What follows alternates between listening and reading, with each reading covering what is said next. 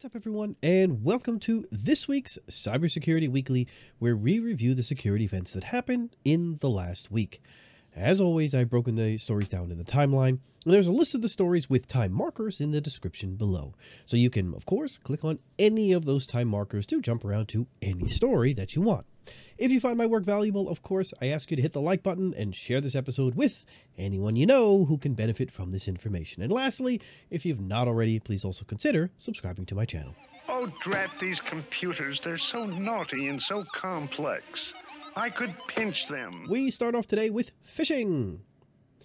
Germany's Bundeskriminalamt, or BKA, arrested an individual, 24 years old, suspected of having stolen €4 million from internet users via phishing attacks, along with two accomplices who were also suspected.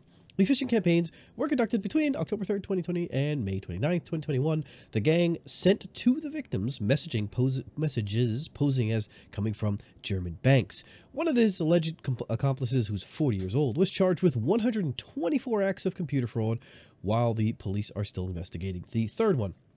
The phishing emails were informing the recipients of changes in the bank's security system and asked them to click on an embedded link that redirected them to a landing page that asked them to enter their credentials and TAN, or transaction authentication number.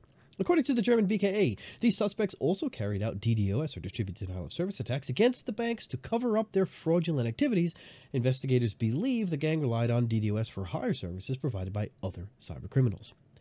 They are also accused of having carried out so-called DDoS attacks on financial institutions and payment card providers in order to obtain further bank data and to cover up their actions. The website servers and networks of the companies were overloaded by masses of automated queries, causing the online services to be unavailable or their availability severely restricted, continued the announcement. In order to carry out their crimes, the accused are said to have resorted to offers from other cybercriminals who sell various forms of cyber attacks as crime as a service on the dark web.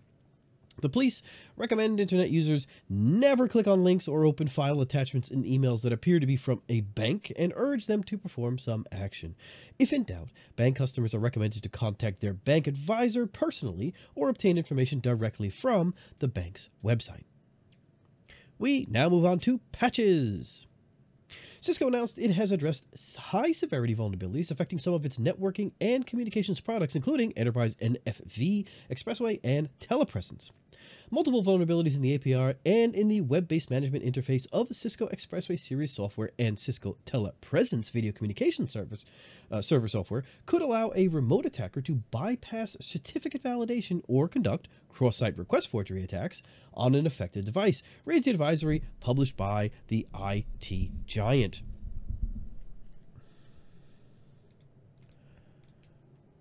The first vulnerability, tracked as CVE 2022-20814, is an improper certificate validation issue. A remote unauthenticated attacker can trigger it to access sensitive data through a man-in-the-middle attack. A vulnerability in the certificate validation of Cisco Expressway C and Cisco Telepresence VCS could allow an unauthenticated remote attacker to gain unauthorized access to sensitive data. The vulnerability is due to a lack of validation of the SSL server certificate for an affected device, while it establishes a connection to a Cisco Unified Communications Manager device. An attacker could exploit this vulnerability by using a man-in-the-middle technique to intercept the traffic between the devices, and then using a self-signed certificate to impersonate the endpoint. A successful exploit could allow the attacker to view the intercepted traffic in clear text or alter the contents of the traffic, continues the advisory. The second issue, tracked as CVE 2022-20853, is a cross-site request forgery, or CSRF, that can be exploited to cause a denial of service condition by tricking a user into clicking on a specially crafted link. The Cisco PSIRT is not aware of any public announcements or attacks in the wild exploiting these vulnerabilities. We are running through this quickly. We're up to attacks, vulnerabilities, and updates. Linux users reported the displays of their Intel laptops rapidly blinking, flickering, and showing white flashes after upgrading to Linux Kernel version 5.19.12. Linux expert Vile Sergel pointed out that the anomalous issue may damage displays. After looking at some logs, we do end up with potentially bogus panel power sequencing delays, which may harm the LCD panel, wrote Sergel. Greg, I recommend immediate revert of this stuff and new stable release ASAP, plus a recommendation that no one using laptops with Intel GPUs run 5.19.12. Sergey argued that the issue ends up with bogus panel power sequencing delays, which may harm the LCD panels. The issue was addressed with the release of kernel 5.19.13 on Tuesday. I'm announcing the release of the 5.19.13 kernel. This release is to resolve a regression on some Intel graphics systems that had problems with 5.19.12, reads the announcement of the new release by Greg Kuroa Hartman. If you do not have this problem with 5.19.12, there is no need to upgrade. Experts recommend users to check the kernel version running on their laptops to avoid upgrading to the buggy Linux release. Users that have already upgraded their laptops to a Linux kernel version 5.19.12 are recommended to revert to stable and safe version.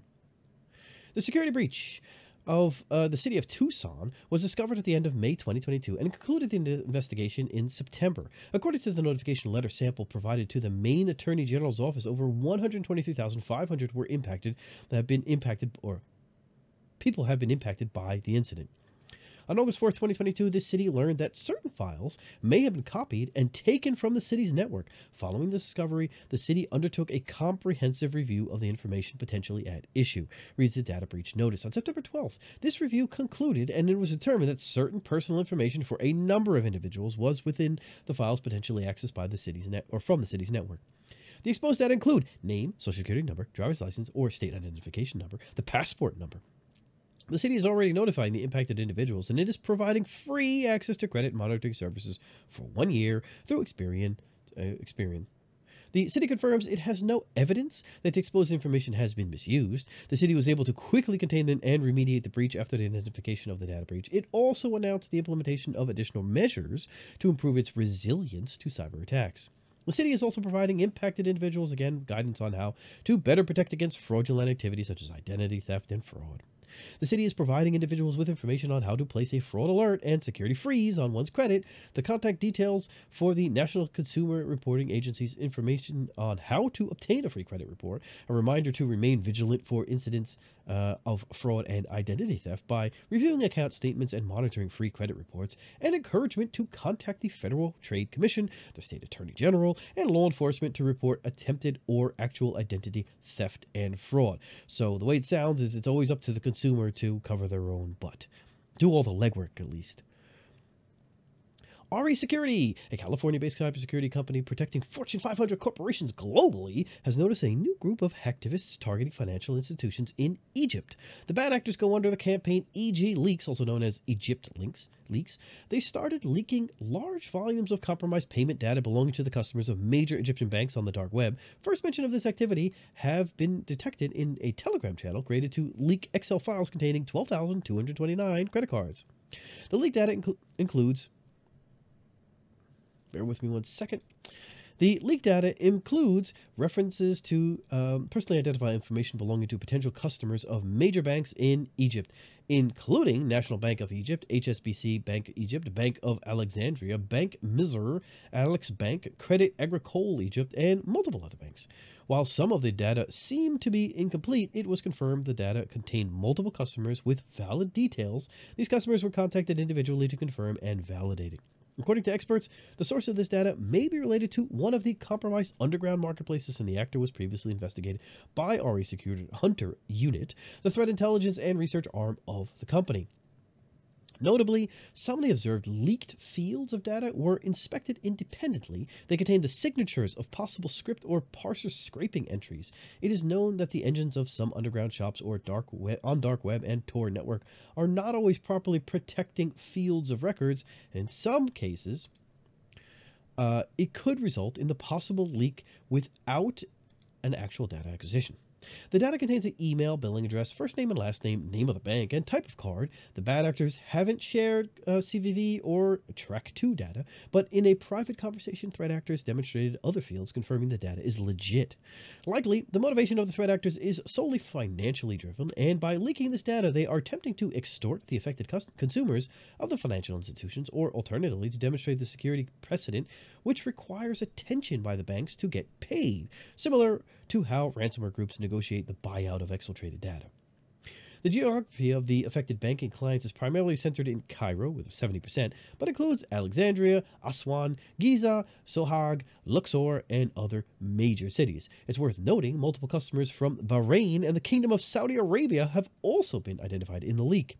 Experts warn the data released by threat actors may be used for identity theft and financial fraud. That's why it's extremely important to take swift action and the proper steps to minimize the probability of a negative impact.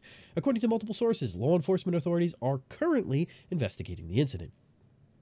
Security researchers Johan Eidenbos and Axel Wauer from the DCSO SciTech have spotted a new piece of malware named Maggie that was already infected or has already infected over 250 Microsoft SQL servers worldwide. Most of the infected instances are in South Korea, India, Vietnam, China, Russia, Thailand, Germany, and the United States. The malware comes in the form of an extended stored procedure, which are stored procedures that call functions from DLL files. Upon loading into a server, an attacker can control it using SQL queries and offers a variety of functionality to run commands and interact with files. In addition, the backdoor has capabilities to brute force logins to other MS SQL servers, while adding a special hard-coded backdoor user in the case of successfully brute forcing admin logins. Based on this finding, we identified over 250 servers affected worldwide with a clear focus on the Asia-Pacific region, reads the analysis published by the researchers. Once loaded into a server by an attacker, it is controlled solely using SQL queries and offers a variety of functionality to run commands, interact with files, and function as a network bridge head into the environment of the infected server. While investigating new threats, the experts discovered a suspicious file. The DLL file was signed by DeepSoft Company Limited on 2022-0412.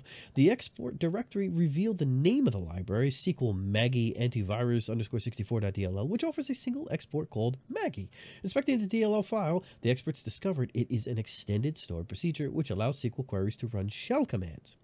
The Maggie malware supports over 51 commands to gather system information, run programs. It is also able to support network-related functionalities like enabling term service, running a SOC 5 proxy server, or setting up port forwarding to make Maggie act as a bridgehead into the server's network environment. Maggie also supports commands that are passed by the attackers along with arguments appended to them. Maggie implements simple TCP redirection that allows it to operate as a network bridgehead from the internet to any IP address reachable by the compromised MS SQL server. When enabled, Maggie redirects any incoming connection on any port the MS SQL server is listening on to a previously set IP and port if the source IP address matches a user-specified IP mask. The implementation enables port reuse, making the redirection transparent to authorized users, while any other connected IP is able to use the server without any interference or knowledge of Maggie, continues the analysis. The experts noticed that the list of supported commands includes exploit add user, exploit run, exploit clone, and exploit TS. The researchers noticed that the DLL used to implement the above commands are not present in the actual implementation of the commands. The researchers assume the caller manually uploads the exploit DLL prior to issuing any exploit commands. Maggie would then load the user-specified DLL, look for an export named either start printer or process command, depending on the exact command used, and pass the user-supplied argument, continues the analysis. Kaspersky researchers discovered that a Trojanized version of a Windows installer for the Tor browser has been distributed through a popular Chinese language YouTube channel. The campaign, named OnionPoison, targeted users located in China where the Tor browser website is blocked. Users in China often attempt to download the Tor browser from third-party websites. In the OnionPoison campaign, threat actors shared a link to a malicious Tor installer posted in a popular Chinese language YouTube channel, providing info on the anonymity of the internet. The channel has more than 180,000 subscribers, and according to Kaspersky, the video with the malicious link had more than 64,000 views at the time of discovery. The video was posted on January 2022, and according to Kaspersky's telemetry, the first victims were compromised in March 2022. The malicious version of the installer installs a malicious Tor browser that is configured to expose user data, including the browsing history and data entered into website forms.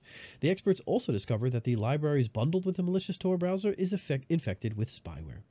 More importantly, one of the libraries bundled with the malicious Tor browser is infected with spyware that collects various personal data and sends it to a command and control server. The spyware also provides the functionality to execute shell commands on the victim machine, giving the attacker control over it, reads Kaspersky's analysis. We decided to dub this campaign OnionPoison, naming it after the onion routing technique that is used in Tor browser. The description of the video includes two links, one to the official Tor browser website, while the other points to the malicious Tor browser installer hosted on a Chinese cloud sharing service. The malicious installer has a file size of 74.1 megabytes. Upon executing the installer, a malicious Tor browser is installed. It has the same UI of the original Tor browser. The malicious installer is not digitally signed, and the malicious installer also drops some files that are different from the ones bundled with the original installer. The file freebl3.dll is present in the original Tor browser installer. However, its contents are entirely different from the DLL in the malicious installer, continues the report. The spyware is able to gather system information and support data exfiltration capabilities. It's able to retrieve the list of installed software and running processes, Google Chrome and Edge histories, victims' WeChat and QQ account IDs, and SSIDs and MAC addresses of Wi-Fi networks to which the victims are connected, and also allows operators to run arbitrary shell commands on the victim machine. Sonar Source researchers disclosed details about a now-fixed vulnerability, CVE 2022-24828, in PHP software package repository Packagist that could have been exploited to carry out supply chain attacks. The issue was addressed within hours by the maintainers of the impacted repository. Sonar discovered and responsibly disclosed a critical vulnerability in Packagist, a central component of the PHP supply chain to help secure developer tools, reads the post published by Sonar Source. This vulnerability allows gaining control of packages. It is used by the PHP Package Manager Composer to determine and download software dependencies that are included by developers in their projects. Virtually all organizations running PHP code are using Composer, which serves 2 billion software packages every month. More than 100 million of these requests could have been hijacked to distribute malicious dependencies and compromise millions of servers. The experts pointed out that an attacker can have triggered the high-severity flaw to take control of the server distribution information about existing PHP software packages and potentially compromise every organization that uses them. The CVE 2022-24828 CVS score of 8.8 flaw is a command injection issue, and the experts explained it is linked to another command injection composer vulnerability tracked to CVE 2021-29472. During our security research, we discovered a critical vulnerability in the source code of Composer, which is used by Packagist. It allowed us to execute arbitrary system commands on the Packagist.org server, reads the post published by Sonar Source in April 2021. A vulnerability in such a central component serving more than 100 million package metadata requests per month has a huge impact, as this access could have been used to steal maintainers' credentials or to redirect package downloads to third-party servers delivering backdoor dependencies. Experts highlighted that back-end services perform the association between the name of a package and where the package manager should download it from. This means that an attacker can compromise these services to force users to download backdoored software dependencies the next time they do a fresh install or an update of a Composer package based on data from 2021. The North Korea-backed Lazarus group has been observed deploying a Windows rootkit by relying on exploit in a DLL firmware driver dbutil_2_3.sys, ESET researchers warn. The discovery was made by ESET researchers while investigating attacks conducted by the app group against an employee of an aerospace company in the Netherlands and a political journalist in Belgium during autumn of 2021. Threat actors sent spear phishing emails using malicious Amazon-themed documents as lures. The attacks stand out for the use of a tool that represents the first recorded abuse of the CVE 2021-21551 vulnerability in Dell dbutil drivers, which Dell addressed in May 2021. ESET experts presented their findings at this year's Virus Bulletin Conference, highlighting the use of vulnerable drivers in the attack chain, defining the technique as bring your own vulnerable driver. The experts spotted a dynamically linked library codenamed fudmodule.dll that tries to disable various Windows monitoring features. The library modifies kernel variables and remove kernel callbacks in the attempt to disable the features. The experts pointed out that the attackers use the tool in combination with the vulnerability to disable the monitoring of all security solutions on compromised machines. It uses techniques against Windows kernel mechanisms that have been observed in malware before. The attackers then used their kernel memory write access to disable 7 mechanisms the Windows operating system offers to monitor its actions, like registry, file system, process creation, event tracing, etc. Basically, blinding security solutions in a very generic and robust way, reads the post published by the experts. Threat actors sent job offers to targets. The employee of the aerospace company in the Netherlands received an attachment via LinkedIn messaging, while the journalist in Belgium received a document via email. Upon opening the documents, that attack chain started. Threat actors were able to deploy multiple malicious tools on each system, including droppers, loaders, fully featured HTTP and HTTPS backdoors, HTTP and HTTPS uploaders, and downloaders. ESET also reported that Lazarus Group was dropping weaponized versions of Finger Text and SSL Sniffer, a component of the Wolf SSL project. The attackers also employed known malware like Blinding Can that was used to establish a backdoor into the compromised infrastructure. In this attack, as well as in many others attributed to Lazarus, we saw that many tools were distributed even on a single targeted endpoint in a network of interest. Without a doubt, the team behind the attack is quite large, systematically organized, and well prepared.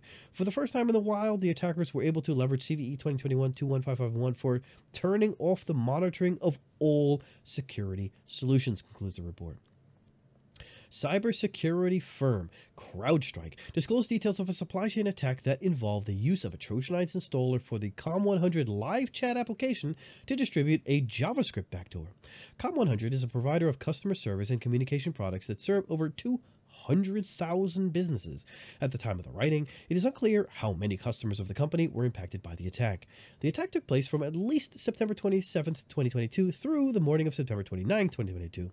The malicious installer was used to infect organizations in multiple sectors, including the industrial, healthcare, technology, manufacturing, insurance, and telecommunications sectors in North America and Europe. CrowdStrike researchers assess with moderate confidence that the threat actor behind the supply chain attack likely has a China nexus. Malware is delivered via a signed Comm100 installer that was downloadable from the company's website. The installer was signed on September 26, 2022 at 1454 UTC using a valid Comm100 Network Corporate Certificate, reads a report published by CrowdStrike. CrowdStrike Intelligence can confirm that the Microsoft Windows 7 Plus desktop agent hosted at -11.com100.io's live chat electron blah blah blah blah blah blah blah that was available until the morning of September 29th was a Trojanized installer. The weaponized executable that was spotted contains JavaScript used to execute a second stage JavaScript code hosted on a remote server. The second state JavaScript established a remote shell on the infected system. Attackers also deployed a malicious loader DLL named midlrtmd.dll that launches an in-memory shellcode to inject an embedded payload into a new instance of notepad.exe. The injected payload connects to the malicious command and control domain api.microsoft.tflipis.com, which resolved to the IP address 82.219.whocares at the time of the incident, continues the report. The attackers used the Microsoft metadata merge utility binary to load the DLL called midlrtmd.dll. Furthermore, CrowdStrike Intelligence assesses with moderate confidence that this actor likely has a China nexus. This assessment is based on the presence of Chinese language comments in the malware, aforementioned tactics, techniques and procedures, and the connection to the targeting of online gambling entities in East and Southeast Asia, a previously established area of focus for China nexus targeted intrusion actors. CrowdStrike Intelligence customers have access to additional reporting related to this actor. Documents belonging to the Italian luxury sports car manufacturer Ferrari are circulating online. The company confirmed their authenticity, stating it is not aware of cyber attacks. Ferrari is investigating the leak of the internal documents and announced it will implement all the necessary actions. While the circumstance suggests the company could have suffered a ransomware attack, the car manufacturer said that it has no evidence of a compromise of its systems or ransomware. It also added that its business and operations were not impacted. The news of the alleged cyber attack was first reported by the Italian website Red Hot Cyber, which first reported that the ransomware gang RansomEXX claimed to have breached the popular car maker on its Tor leak site. The ransomware group claimed to have stolen 6.99 gigabytes of data, including internal documents, data sheets, repair manuals, etc. The BlackCat ransomware gang claims to have breached the IT firm NJVC, which supports the federal government and the United States Department of Defense. The company supports intelligence, defense, and geospatial organizations. The company has more than 1,200 employees in locations worldwide. BlackCat added NJVC to the list of victims on its Tor leak site and is threatening to release the alleged stolen data if the company will not pay the ransom. We strongly recommend that you contact us to discuss your situation. Otherwise, the confidential data in our possession will be released in stages over every 12 hours. There's a lot of material, reads the Alpha statement. At the time of the writing, the Alpha Tor leak site is not reachable, and it is not clear if there is some link to the NJVC hack. Experts reported that the site was intermittently online, and someone noticed that the name of NJVC was removed from the site. Interestingly enough, BlackCat's leak site on the dark web was accessible only on 30th of September, but NJVC was no longer posted among the gang's victims. The latest current victim on the leak site was posted on the 27th of September, a day before the DDoS contractor was initially posted.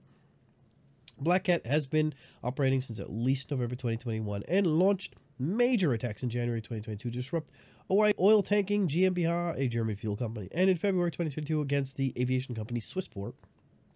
The group is targeting high-profile businesses in critical industries, including energy, financial institutions, legal services, and technology. BlackCat ransomware is one of the fastest-growing ransomware as a service underground groups practicing so-called quadruple extortion by pressing victims to pay, leveraging encryption, data theft, denial of service, and harassment. The BlackCat is also known as Alpha and Alpha VM and Alpha, a ransomware family created in the Rust programming language. Hackers have reportedly stolen $566 million worth of Binance Coins from the Binance Bridge. It seems that threat actors were able to exploit an issue with the bridge. The attackers were able to transfer the funds to their wallet through 2 transactions, each of 1 million BNB. The attackers immediately attempted to split the stolen funds through multiple pools while the cryptocurrency exchange was asking for all validations to temporarily suspend BSC. Most of the stolen funds remain on the BNB smart chain and are now secured. The company estimates that between 70 million and 80 million were taken out or off the BNB smart chain. The company immediately reassured its customers, claiming that their funds are safe. In response to the incident, the company suspended all deposits and withdrawals via the BNB chain.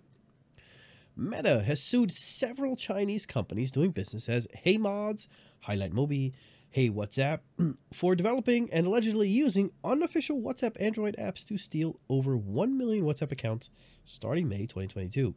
Meta's complaint says these malicious apps were available for download from the 3 companies' sites and from Google Play Store, APK Pure, APKs Free, iDiscarger, and Malavita. Once installed, the apps, including App Updater for What's Plus 2021 GB Geo FM HeyMods and Theme Store for Zap, use bundled malware to harvest sensitive information, including account authentication, to hijack their WhatsApp accounts to send spam messages.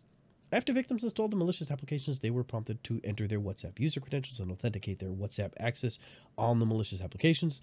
The complaint adds, the defendants programmed the malicious applications to communicate the user's credentials to WhatsApp computers and obtain the user's account keys and authentication information, collectively access information. The head of the WhatsApp at Meta, Will Cathcart, warned users in July not to download modified versions of WhatsApp.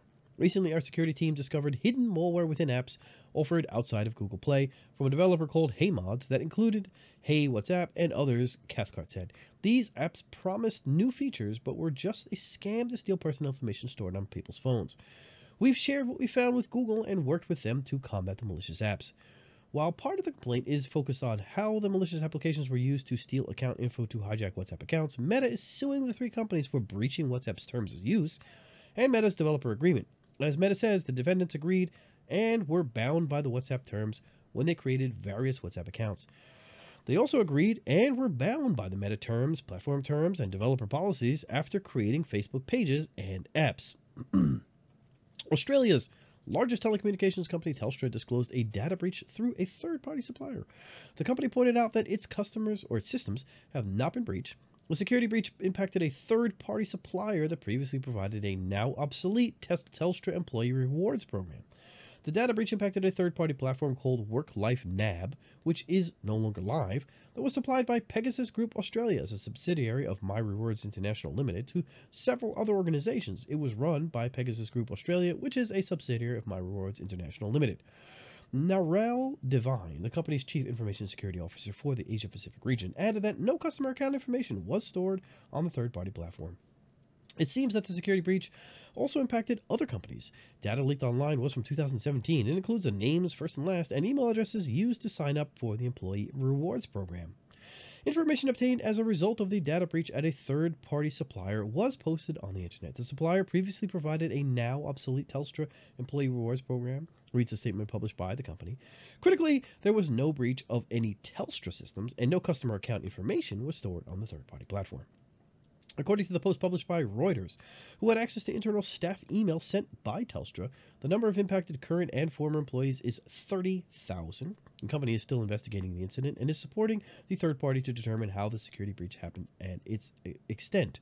Recently, the second largest company in Australia, Optus, confirmed that nearly 2.1 million of its current and former customers were impacted by a security breach they suffered. Researchers at cybersecurity firm Signia attributed the recently discovered Linux ransomware Cheer script to the China-linked cyber espionage group Bronze Starlight. Bronze Starlight has been active since mid-2021. In June, researchers from SecureWorks reported that the app group is deploying post-intrusion ransomware families to cover up the cyber espionage operations. Signia recently investigated a CheerScript ransomware attack which utilized Night Sky ransomware TTPs. Further analysis revealed that CheerScript and Night Sky are both rebrands of the same threat group dubbed Emperor Dragonfly by Signia. Reads the post published by Signia. Emperor Dragonfly, aka DEV-0401 or Bronze Starlight, deployed open source tools that were written by Chinese developers for Chinese users.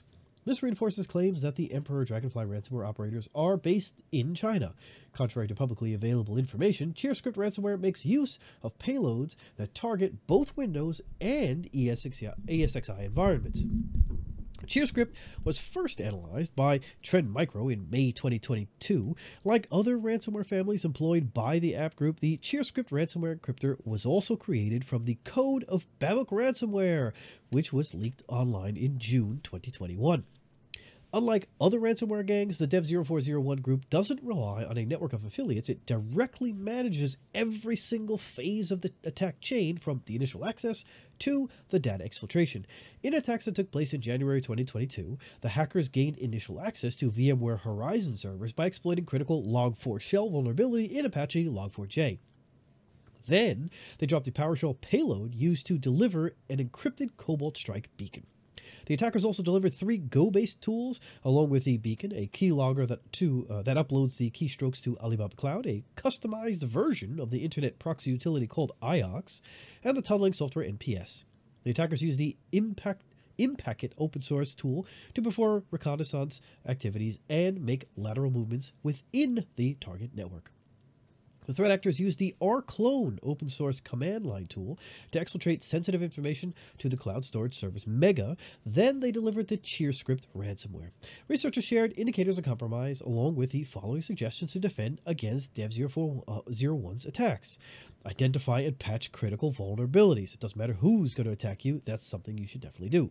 Limit outbound internet access from servers. Again, no-brainer. Protect the virtualization platform. Again. Limit lateral movement through the network. Protect privileged accounts. Last week, Microsoft confirmed that 2 zero-day vulnerabilities in Microsoft Exchange recently disclosed by researchers at cybersecurity firm GTSC are being actively exploited in the wild. The first flaw, tracked as CVE 2022-41040, is a server-side request forgery issue. The second vulnerability, tracked as CVE 2022-41082, allows remote code execution when PowerShell is accessible to the attacker. Successful exploitation of the CVE 2022-41040 can allow an unauthenticated attacker to remotely trigger CVE 2022-41082. At this time, Microsoft is aware of limited target attacks using 2 vulnerabilities to get into user systems. In these attacks, CVE 2022-41040 can enable an authenticated attacker to remotely trigger CVE 2022-41082.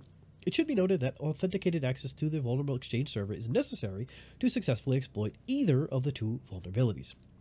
Microsoft announced that it is working to accelerate the timeline to release a fix that addresses both issues. Meantime, the company provided the mitigations and detection guidance to help customers protect themselves from these attacks. Microsoft states that Microsoft Exchange Online customers do not need to take any action, while it provided mitigation for on-premises Microsoft Exchange customers, which are the same shared by GTSC. We're working on an accelerated timeline to release a fix. Until then, we're providing the mitigations and detections guidance below to help customers protect themselves from these attacks, Microsoft added. Microsoft also recommends Exchange Server customers disable remote PowerShell access for non-admin users in the organization. Researcher Zhang has first warned that Microsoft's mitigations can be easily bypassed with little effort. Zscaler researchers linked a recently discovered sample of a new malware called LilithBot to the Eternity Group, aka Eternity Team, Eternity Project. The Eternity Group operates a homonymous malware as a service. It is linked to the Russian Jester Group, which is active since at least January 2022. In May, researchers at cybersecurity firm Cybelin analyzed a Tor website named Eternity Project that offers for sale a broad range of malware, including stealers, miners, ransomware, and DDoS bots. The experts discovered the marketplace during a routine investigation. They also discovered that its operators also have a Telegram channel with around 500 subscribers. The channel was used to share information about malware listings and updates. The operators behind the project allow their customers to customize the binary features through the Telegram channel. The operators sell the stealer module for $260 as an annual subscription. It allows to steal a lot of sensitive information from infected systems, including passwords, cookies, credit cards, and crypto wallets. Stolen data are exfiltrated via Telegram bot. The Eternity Miner module goes for $90 as an annual subscription. Customers can customize it with their own Monero pool and anti-VM features. The Eternity operators also sell the Clipper malware for $110. It monitors the clipboard for cryptocurrency wallets and replaces them with the wallet address of the attackers. The Eternity ransomware goes for $490, while the Eternity Worm is available for $390. According to Cybel, the operators behind the Eternity project are also developing a DDoS bot malware borrowing code from the existing GitHub repository. The experts speculate that the Jester Stealer could also be rebranded from this particular GitHub project, which indicates some links between the two threat actors. Threat Labs recently discovered a sample of the multifunction malware LilithBot in our database. Further research revealed that this was associated with the Eternity Group, aka Eternity Team, Eternity Project, a threat group linked to the Russian Jester Group that has been active since at least January 2022. Reads the report published by Zscaler. Eternity uses an as-a-service subscription model to distribute different Eternity-branded malware modules in underground forums, including a stealer, miner, botnet, ransomware, worm plus dropper, and DDoS bot. LilithBot is an advanced malware distributed by the Eternity Group via a dedicated Telegram channel and can be purchased via Tor. It is a flexible threat that can be used as a miner, a stealer, and a clipper. The threat actors are continuously enhancing the malware by adding new features, including as an anti-debugging capability and anti-VM checks. LilithBot is able to steal all the information, browser history, cookies, pictures, screenshots from infected systems. Then it uploads itself as a zip file to a command and control. LilithBot is a multifunctional malware that is also offered through a MAS model. The report includes technical details about the threat and indicators of compromise, along with minor attack. During a penetration test, TrustWave Spider Labs researchers discovered 2 reflected cross-site scripting vulnerabilities collectively as CVE 2022-37461 in third-party software for Canon Medical's Vitrea View. The Vitrea View tool allows viewing and securely sharing medical images through the DICOM standard. An attacker can trigger the flaws to access modified patient information, i.e. stored images and scans, and obtain additional access to some services associated with Vitrea View. If exploited, an attacker could access patient information and obtain additional access to various services associated with Vitrea View, reads the report published by TrustWave Spider Labs. The first issue is an unauthenticated reflected cross-site scripting that resides in an error message at /Vitrea-View/error, which reflects all input after the /error subdirectory back to the user with minor restrictions. The experts noticed that single and double quotes and space characters can break the reflection. The use of backticks and base64 encoded could allow avoiding these restrictions, however, and importing remote scripts. The second issue is another reflected cross-site scripting in Vitrea View administrative panel. An attacker can access the panel by tricking the victims into clicking on a special crafted link. The experts discovered that search for group ID, offset, and limit in the group and users page of the administration panel all reflect their input back to the user when text is entered instead of the expected numerical inputs. Like the previous finding, the reflected input is slightly restricted, as it does not allow spaces. Once an authenticated admin is coerced into visiting the affected URL, it is possible to create and modify the Python, JavaScript, and Groovy scripts used by the Vitrea View application. The BlackCat ransomware gang is using a new technique that researchers are calling Bring Your Own Driver, which enables bypassing protections by disabling more than 1,000 drivers used by various security solutions. Recent attacks attributed to this group involved a version of the MSI Afterburner RT Core 64.sys driver, which is vulnerable to a privilege escalation and code execution flaw tracked as CV 2019-16098. Security researchers at cybersecurity company Sophos explain that the abused MSI graphics driver offers I/O control codes directly accessible by user mode processes, which violates Microsoft security guidelines on kernel memory access. This makes it possible for attackers to read, write, or execute code in kernel memory without using shellcode or an exploit. In the first stage of the attack, BlackCat identifies the kernel version to select the correct offsets that match the kernel ID. Next, RT Core 64.sys is dropped in appdata/roaming and creates a service using a hard-coded name and a randomly selected not-so-subtle display name.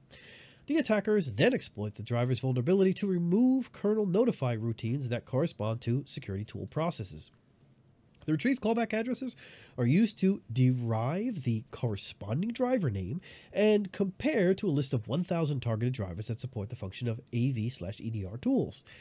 Any matches found in this stage are removed by overriding the element that holds the address of the callback function with zeros, so the targeted driver is nullified.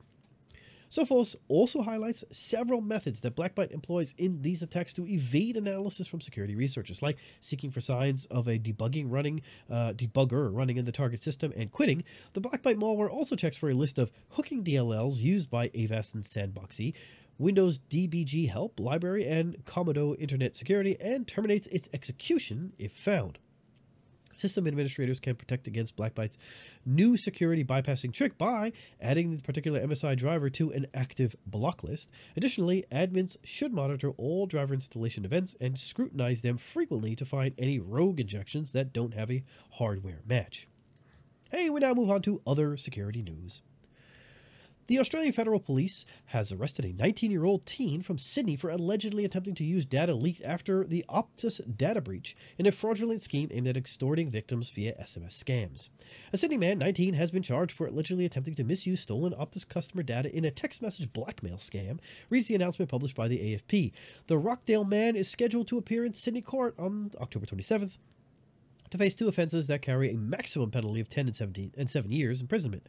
The arrest is the result of Operation Guardian, led by AFP, which became aware of a number of text messages demanding some Optus customers transfer $2,000 to a bank account or face their personal information being used for financial crimes. Authorities determined that data used in this criminal activity were from the 10,200 records stolen from the telecommunications giant last month. The database belonging to the company was leaked on a cybercrime forum. The Australian police executed a search warrant at a Rockdale home on October 6th and discovered a mobile phone used to send the messages. The man sent SMS messages to 93 Optus customers. The good news is that none of the recipients transferred money to the account under the control of the man. Assistant Commissioner Go said that the AFP investigation called Operation Hurricane to identify the responsible person for the data breach was continuing. The Hurricane investigation is a high priority for the AFP, and we are aggressively pursuing all lines of inquiry to identify those behind the attack. Avast has released a decryptor for variants of the Hades ransomware known as MafiaWare 666, JCrypt, RIP or RIP LMAO, and Brutus Pitcrypt, which can allow the victims of these ransomware strains to recover their files without paying the ransom. The security firm discovered a bug in the encryption process implemented by the Hades ransomware that can be used to recover the files encrypted by some variants. We discovered a vulnerability in the encryption schema that allows some of the variants to be decrypted without paying the ransom. New or previously unknown samples may encrypt files differently, so they may not be decryptable without further analysis. Recent post published by Avast. The malware samples analyzed by the researchers append the following extensions file name to the encrypted files: MafiaWare66, JCrypt, Brutus Petitcrypt, BMCrypt, Cyber1, and L33CH. Once the MafiaWare66 variant completes the encryption process, it displays a window that provides payment instructions to the victims. The ransom price ranges from $50 to $300, although some of the older samples with different names demand up to 1 Bitcoin. Once the password is found, you can proceed to decrypt all the encrypted files on your PC by clicking Next, concludes Avast. On the final page, you can opt in to back up your encrypted files. These backups may help if anything goes wrong during the decryption process. This option is on by default, which we recommend after clicking decrypt. The decryption process begins. Let the decryptor work and wait until it finishes decrypting all of your files. The Finnish Security Intelligence Service, Suojelopoliisi, or SUPO, warned of a highly likely intensification of cyber espionage activities conducted by Russia-linked threat actors over the winter. According to the SUPO, future NATO membership will make the country a privileged target for Russian intelligence and influence operations. The intelligence agency states that cyber threats to Finland's critical infrastructure has increased in both the physical and cyber environment as a result of the Russian invasion of Ukraine. These malicious activities could potentially paralyze infrastructure operations with unpredictable consequences. According to the report, Russia's traditional intelligence gathering activity relied on spies with diplomatic cover, but this approach has become substantially more difficult since Russia invaded Ukraine because many Russian diplomats have been expelled from the West. The report pointed out that despite the Russian reactions to Finland's NATO accession process have been restrained for the time being, and Finland was not targeted by any extraordinary influencing in the course of policymaking, the government fears an escalation of the malicious activities. The agency also warns that these operations mainly target organizations and individuals from Western countries who reside in Finland. The Russian security and intelligence services were increasingly targeting foreigners who reside in or visit Russia, as well as Russians working in the West when they return. SUPO also warns that Russian citizens working in critical positions in Finland may also be subject to coercion from Russian authorities. Russian intelligence services are likely to try to adapt their operations to respond more effectively to changing circumstances. Russia will probably focus its intelligence operations increasingly on the cyber environment. It is also likely that the threat of business espionage will grow as Russia feels the need to begin substitutive manufacturing of or cutting-edge technology. Russia may seek to acquire NATO-related intelligence through Finland, the Public Intelligence Assessment stated. And there you have it. Thanks again for watching. Don't forget to share and subscribe if you haven't already, and smash the bell if you haven't already. And I'll see you on the next episode. Take care. Don't forget to ride!